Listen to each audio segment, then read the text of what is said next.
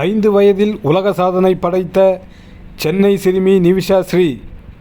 திருவண்ணாமலை மாவட்டத்தில் பிறந்த 5 வயது சிறுமி ஸ்கேட் போர்டு விளையாட்டுப் போட்டிகளில் உலக சாதனை படைத்து தமிழகத்திற்கு பெருமை தேடி தந்துள்ளார்.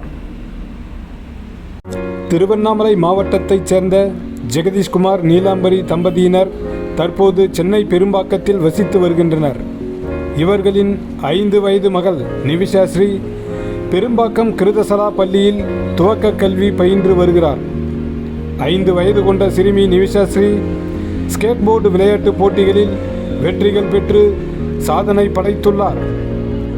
கடந்த அக்டோபர் மாதம் ஸ்கேட் போர்டில் நின்றவாறு 4 நிமிடங்கள் 23 வினாடிகளில் 463 முறை வளையம் சுற்றி சிறுமி நிவிஷா ஸ்ரீ நிகழ்த்திய உலக சாதனை Chennai Raba book of world ரெக்கார்ட்ஸில் பதிவு செய்யப்பட்டுள்ளது. இந்த மாதம் டிசம்பர் 4ஆம் தேதி முதல் 8ஆம் தேதி வரை பெங்களூரு பவர் டிராக் ஸ்கேட்டிங் ரிங்கில் நடைபெற்ற தேசிய அளவிலான ஸ்கேட் போர்டு விளையாட்டுப் போட்டிகளில் இந்தியாவைச் சேர்ந்த பல்வேறு மாநிலங்களில் இருந்து போட்டியாளர்கள் கலந்து கொண்டனர். அந்த போட்டிகளில் தமிழகம் சார்பில் போட்டியிட்ட சிறுமி நிவிஷா ஸ்ரீ ஸ்கேட் போர்டு விளையாட்டுப் போட்டியில் 3ஆம் இடம் பெற்று வெண்கலப் பதக்கம் வென்றார்.